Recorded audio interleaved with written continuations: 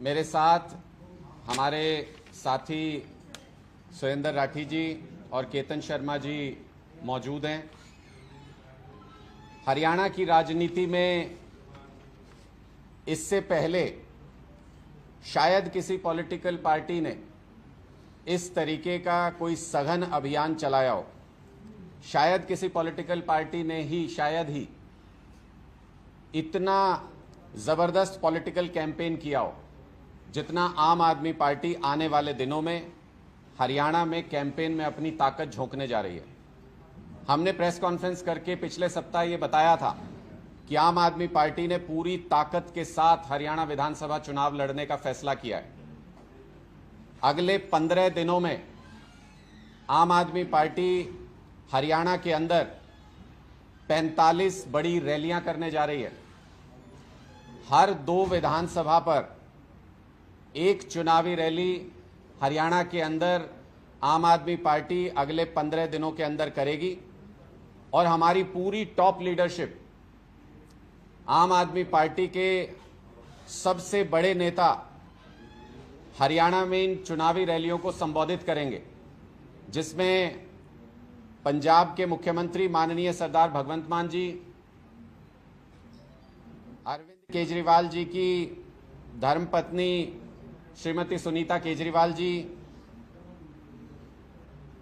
राज्यसभा के अंदर आम आदमी पार्टी के नेता संजय सिंह जी, राष्ट्रीय संगठन महामंत्री संदीप पाठक जी और स्टेट की पूरी लीडरशिप इस पूरे कैंपेन में शामिल होगी। मैं आपके सामने अगले 2 सप्ताह के अंदर जो शेड्यूल तैयार किया गया है रैलियों का, वो मैं आपके सामने पढ़ने जा रहा हूं। 26 तारीख यानी कल से इस अभियान की शुरुआत होने जा रही है और अभियान की शुरुआत बरवाला और डबवाली विधानसभा से कल की जाएगी। ये 2 रैलियां, एक बरवाला में और एक डबवाली में ये होने जा रही है और माननीय मुख्यमंत्री भगवंत मान जी इन रैलियों को संबोधित करेंगे। इसके बाद 27 तारीख को सुनीता केजरीवाल जी सढौरा विधानसभा में रैली को संबोधित करेंगी। 28 तारीख को गढ़ी सांपला, किलोई और भिवानी 2 जगह पर श्रीमती सुनीता केजरीवाल जी की ये विशाल रैलियां होंगी। पानीपत रूरल, आदमपुर और फतेहाबाद में 28 और 29 तारीख को संजय सिंह जी 3 बड़ी रैलियों को संबोधित करेंगे। नारायणगढ़, गुला, इन दोनों जगहों पर 30 तारीख को सरदार भगवंत मान जी, पंजाब के माननीय मुख्यमंत्री, रैलियों को संबोधित करेंगे।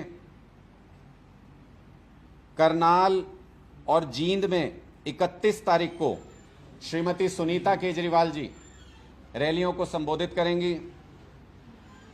3 तारीख को उचाना कलां और रानिया और शाहबाद, इन 3 जगहों पर रैली है, जिसमें से उचाना कलां और रानिया में श्रीमती सुनीता केजरीवाल जी 3 तारीख को रैलियों को संबोधित करेंगी और संजय सिंह जी शाहबाद, कुरुक्षेत्र में रैली को संबोधित करेंगे।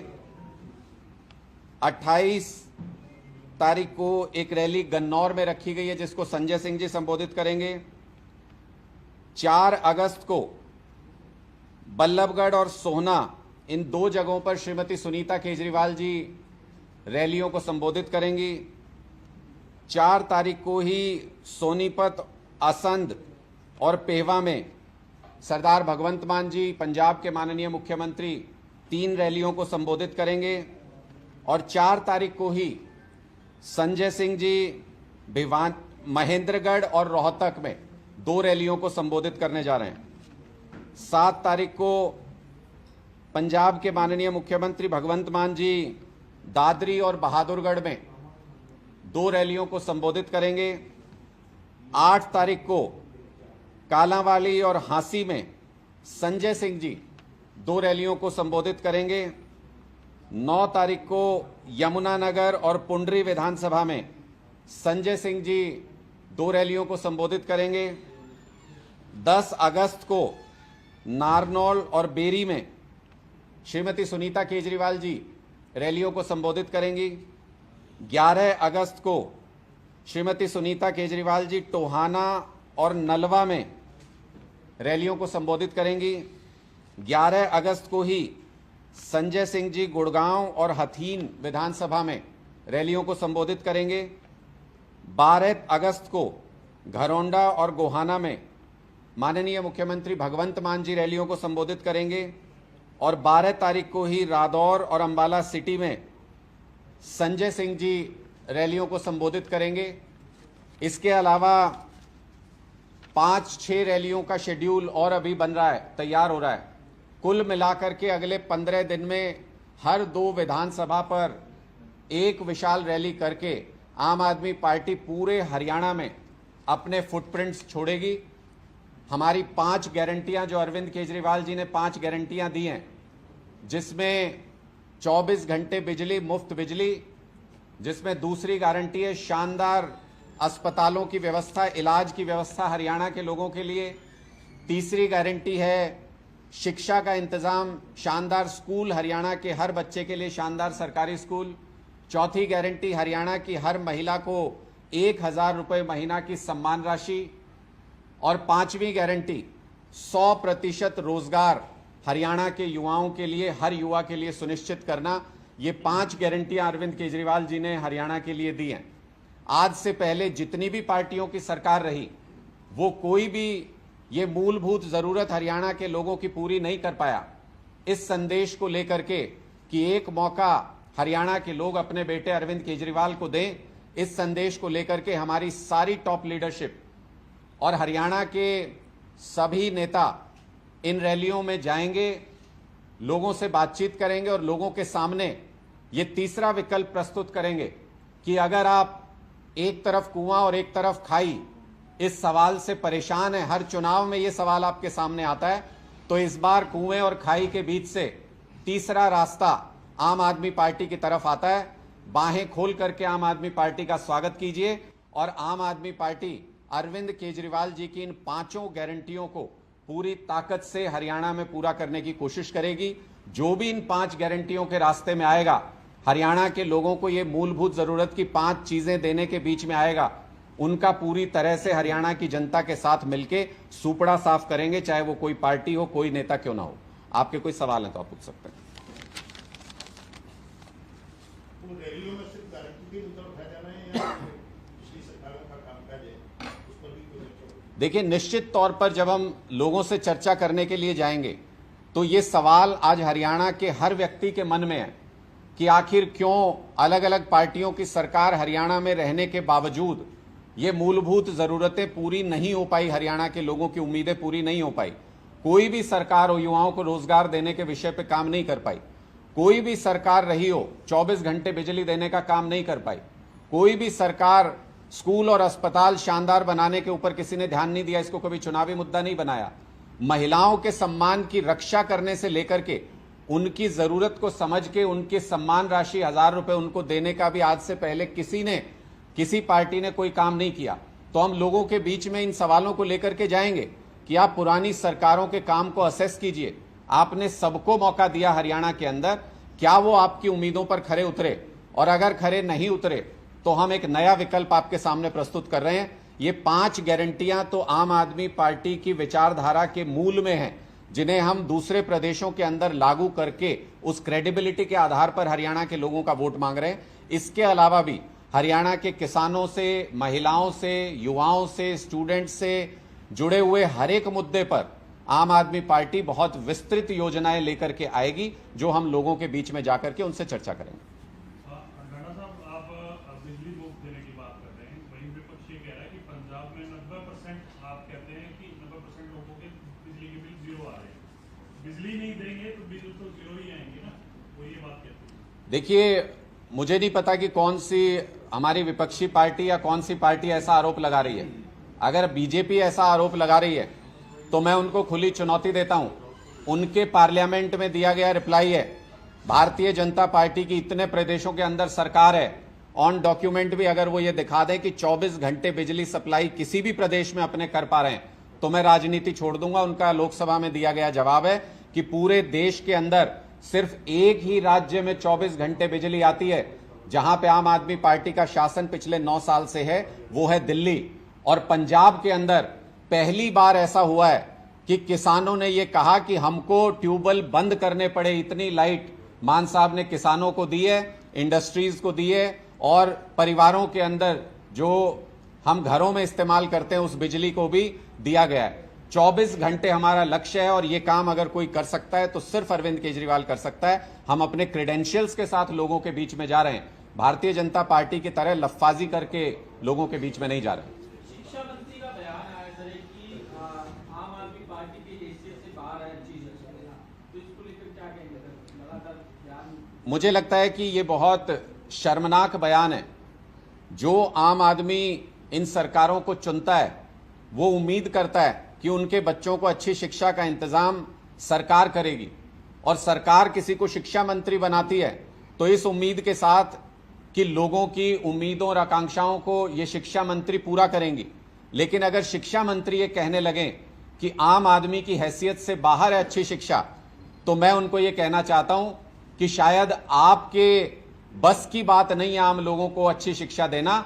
आम आदमी पार्टी की सरकार हरियाणा के अंदर बनने जा रही है, यही आम आदमी होंगे, इनके बच्चों को शानदार सरकारी स्कूलों के अंदर शिक्षा मिलेगी, प्राइवेट स्कूलों से भी शानदार शिक्षा, और वो भी बिल्कुल मुफ्त आम आदमी पार्टी देकर के दिखाएगी। हमने दिल्ली में ये करके दिखाया और हमने पंजाब में भी ये करके दिखाया। डॉक्टर्स लगातार हड़ताल पर बैठे सर। आज हरियाणा के अंदर तमाम उनकी लंबी मांगे हैं जो लगातार कह रहे हैं कि पूरा नहीं किया जा रहा, उसको लेकर क्या कहेंगे? क्योंकि प्रदेश भर से तस्वीरें आ रही हैं कि लोगों को काफी देखते परेशानियां उठानी पड़ रही है। देखिए, मुझे लगता है कि मुख्यमंत्री जी नई नई घोषणाएं करने में व्यस्त हैं, जिनको पूरा करना इस टर्म में तो मुमकिन है नहीं चुनाव से पहले, इसलिए घोषणाएं करने में अपना कुछ नहीं जाता है। लेकिन जो लंबे समय से डॉक्टर्स की मांग है, जिसको लेके वो बार बार हड़ताल भी उन्होंने की है, अपने रिप्रेजेंटेशंस भी उन्होंने दिए हैं और बार बार इस मुद्दे को उठाया है। प्रदेश के अस्पतालों में आधे से ज्यादा डॉक्टर्स के पद खाली पड़े हैं। प्रदेश के अस्पतालों की इस वक्त ऐसी हालत है कि वहां पे इलाज कराने के लिए लोग नहीं जाते, बल्कि जो जाता है वो बीमार होकर वहां से वापस आता है। ऐसी स्थिति में जिन डॉक्टर्स को इतना संघर्ष करना पड़ता है कि डबल वर्कलोड से भी ज्यादा उनको काम करना पड़ता है, अगर उनकी कोई वाजिब मांगे हैं जो कि वो बार बार सरकार के सामने रखते आए हैं, तो कम से कम इतना दिल तो होना चाहिए मुख्यमंत्री जी में कि डॉक्टर्स के सामने बैठ करके उनसे उनकी बातें सुन सके, उनकी मांगे सुन सके और उनको पूरा करने के लिए काम कर सकें। ये वही डॉक्टर्स हैं जो पूरे प्रदेश के अंदर हेल्थ सिस्टम को संभाले हुए हैं सरकार के, चाहे जितना मर्जी बर्डन इनके ऊपर सरकार ने क्यों ना डाल दिया हो। लेकिन इनकी जायज मांगों को जब सुनने का वक्त आता है तो मुख्यमंत्री जी अपने किसी अधिकारी की तरफ इशारा करके निकल जाते हैं कि ये आपकी बात सुनेंगे। खुद मुख्यमंत्री इनको समय तक भी नहीं दे पा रहे हैं। ये पिछले दिनों आपने अपराध का मुद्दा उठाया था, फायरिंग और धमकी का, तो उसके लिए क्या आप समाधान सुझाएंगे या क्या गारंटी देनी चाहिए? देखिए, मुझे लगता है कि जब हमने इस बात का खुलासा किया तो आप देखेंगे कि पिछले कुछ दिनों से भारतीय जनता पार्टी बैकफुट पर है और कुछ न कुछ इसका समाधान निकालने का प्रयास कर रही है प्रदेश सरकार, क्योंकि ये अब लोगों के सामने है कि ये जानबूझ के साजिश की जा रही है भारतीय जनता पार्टी के द्वारा कि पहले माहौल खराब किया जाए, जैसे हम फिल्मों में देखते थे कि खुद ही दंगे कराओ, फिर उनको कंट्रोल करने के नाम पे पुलिस फोर्स भेज के अत्याचार कराओ। यहां पर भी कुछ वैसी तस्वीर देखने को मिल रही है कि भारतीय जनता पार्टी खुली छूट पहले अपराधियों को देती है। युवाओं के हाथ में हथियार पहुंचे कैसे, हर जगह पर गोलीबारी हो कैसे रही है, जो पकड़े जा रहे हैं लोग उनके सरगना के बारे में पता क्यों नहीं चल पाता कि आखिर ये गैंग चल कहां से रहा है। फिरौती गैंग धीरे धीरे 7 डिस्ट्रिक्ट्स में कैसे फैल गया, व्यापारियों को बिना किसी खौफ के फिरौती की मांग कैसे की जाती है। इन सभी प्रश्नों के जवाब आज के दिन में भारतीय जनता पार्टी की सरकार नहीं दे पा रही, जिससे यह स्पष्ट है कि ये जानबूझकर पहले अपराधियों को हौसला दिया जाता है, खुलेआम अपराध करने की छूट दी जाती है और फिर लॉ एंड ऑर्डर को व्यवस्थित करने के नाम पर खुली छूट पुलिस को दी जाती है कि दमनकारी नीतियां चलाइए, जिसको चाहे गोली मारिए, जिस विरोधी को जो भी आवाज उठाए उसको जेल में डाल दीजिए और जनता को इस नाम पर समझाइए कि देखिए अपराध कम करना है तो इसी तरीके से करना पड़ेगा। लेकिन बहुत स्पष्ट बात यह है कि एनकाउंटर करने की नौबत तब आती है किसी भी सरकार में, जब अपराधी इतने बेखौफ हो जाएं कि वो पुलिस के सामने तमंचे और बंदूक उठा के खड़े हो जाएं। पुलिस और व्यवस्था का काम है कि अपराधियों के मन में ऐसा खौफ बना रहे कि वो अपने हथियार उठाने से डरें और पुलिस को सीधी चुनौती देने से डरें। आज के दिन में वो खौफ अपराधियों के मन में हरियाणा के अंदर है नहीं, और इस बर्बादी की कगार पर पहुंचाने की जिम्मेदार खुद भारतीय जनता पार्टी है। राणा जी, आपने ये जो कैंपेन आप जो कल से रैलियां जो शुरू कर रहे हैं, लगातार रैलियां 15 दिन में करने की बात कर रहे हैं, इनका पैमाना किस तरीके से तय होगा? क्योंकि फिर कहीं ऐसा ना हो आप कार्यकर्ता सम्मेलन बताने लगे उस बात में। देखिए, ये जनता तय करेगी। जब हम पूरे प्रदेश के लोगों के बीच में जा रहे हैं और जब लोगों से संवाद स्थापित करने की बात कर रहे हैं, जिस कद के हमारे नेता हैं उसी कद के कार्यक्रम होंगे, आप निश्चिंत रहिएगा। और हरियाणा के लोग आम आदमी पार्टी को किस कदर पसंद कर रहे हैं, इसका एहसास भी आप लोगों को इन कार्यक्रमों के जरिए होगा, क्योंकि हम जो बदलाव जनसंवाद अभी हरियाणा के सभी 7,000 गांवों में करके हटे हैं। हमने लोकसभा चुनाव के तुरंत बाद हरियाणा के सभी गांवों में बदलाव जनसंवाद किया और अभूतपूर्व समर्थन लोगों का हमें मिल रहा है। मीडिया में क्या चलता है, क्या माहौल बनाया जा रहा है, किसका किससे मुकाबला है, आम आदमी पार्टी इन सारी राजनीति में नहीं पड़ती है। आम आदमी पार्टी जमीनी स्तर पर काम करती है और जमीन पर बहुत जबरदस्त रिस्पांस हमको मिल रहा है। इसीलिए उसके बाद ये एक बहुत बड़ी योजना तैयार की गई है। जब तक ये रैलियां अगले 15 दिन में निपटेंगी, तब तक हरियाणा का राजनीतिक माहौल भी बदल चुका होगा और आप लोगों का आम आदमी पार्टी के प्रति सोचने का नजरिया भी काफी हद तक बदल चुका होगा। भाजपा ने अपना सीएम फेस जो है वो अनाउंस कर दिया, आम आदमी पार्टी। देखिए, आपने यकीन कर लिया भारतीय जनता पार्टी पे, क्योंकि पहले खट्टर साहब को लेके चले थे, चुनाव से ठीक पहले मौका पड़ते ही बदल दिया। तो ऐसा तो नहीं कि हालत खराब देख के विधानसभा चुनाव से पहले फिर से कहे कि हमने सुपर स्ट्रोक लगा दिया, मास्टर स्ट्रोक लगा दिया, फिर से तो नहीं बदल देंगे ये जो अभी घोषणा हुई है। तो इसलिए भारतीय जनता पार्टी से पहले ये पूछिए कि 75 पार की घोषणा उन्होंने पिछली बार की थी, इस बार कितने पार की घोषणा कर रहे हैं? संख्या क्यों नहीं निकल रही उनके मन से, उनके मुंह से संख्या क्यों नहीं निकल रही? क्योंकि भारतीय जनता पार्टी को भी पता है कि इस बार डबल डिजिट टच करना उनके लिए टेढ़ी खीर है। आम आदमी पार्टी का फेस आम आदमी है हरियाणा का। हम उनकी दिक्कतों को लेकर के, उनके मुद्दों को लेकर के इस चुनाव मैदान में उतर रहे हैं। समय आने पर रणनीतिक तौर पर जो सही तरीका होगा, हम उसके बारे में आपको सही समय आने पर सही तरीके से सूचित करेंगे। इस बार के लोकसभा चुनाव में 46 सीटें कांग्रेस, 44 बीजेपी जीती। अपने आप को फ्रेम में कहां देख रहे हो? कांग्रेस ने भी 60 का लक्ष्य रखा है, बीजेपी भी 60-65 के बीच में लक्ष्य रख रहे हैं। आप कहां देखते हो, कितना अश्योर है कि कितने % वोट जो है वो आएंगे? क्योंकि कांग्रेस मतलब अगर आदमपुर क्षेत्र की बात करें तो 5 सीटों पर आप लोग जो है जीते थे, और उससे पहले अगर लोकसभा की बात करें शायद देखिए, जैसे 40% के आसपास आपको, जैसे मैंने आपको बताया कि मीडिया के कुछ साथी भी और कुछ पॉलिटिकल एनालिस्ट भी एक परसेप्शन बना के बैठे हैं और उससे बाहर सोचने को तैयार नहीं है। हरियाणा की जमीनी हकीकत उससे बिल्कुल अलग है। जैसा आपने कहा कि 46 सीटें कांग्रेस को मिली इस लोकसभा चुनाव में, अगर विधानसभा में कन्वर्ट करके देखें, नंबर सही नहीं है जनाब। 42 सीटें कांग्रेस ने, 44 सीटें भारतीय जनता पार्टी ने, दोनों में से किसी के पास नहीं है बहुमत का आंकड़ा। सारा जो राज है वो 4 सीटों में छिपा है जो आम आदमी पार्टी ने जीती है। तो इसलिए इस बात से अब इनकार करना मुमकिन नहीं है कि आम आदमी पार्टी हरियाणा में तीसरा राजनीतिक विकल्प है। इस लोकसभा चुनाव ने यह स्थापित कर दिया है कि लोग आम आदमी पार्टी को पसंद भी करते हैं और बम्पर वोट भी देना चाहते हैं। अगर सही मुद्दों पर सही तरीके से लोगों के बीच में जाएंगे तो कुएं और खाई वाली थ्योरी में बीच का रास्ता पूरे हरियाणा के लोग तलाश रहे हैं और हरियाणा के लोग आम आदमी पार्टी को स्वीकारने को तैयार हैं। मैं आपसे फिर कहता हूं, जब तक ये 15 दिन का हमारा राजनीतिक कार्यक्रम खत्म होगा, तब तक बहुत से लोगों की, बहुत से राजनीतिक पंडितों की, बहुत से मीडिया की साथियों की परसेप्शन हरियाणा के राजनीतिक हालात के बारे में बदल चुकी होगी।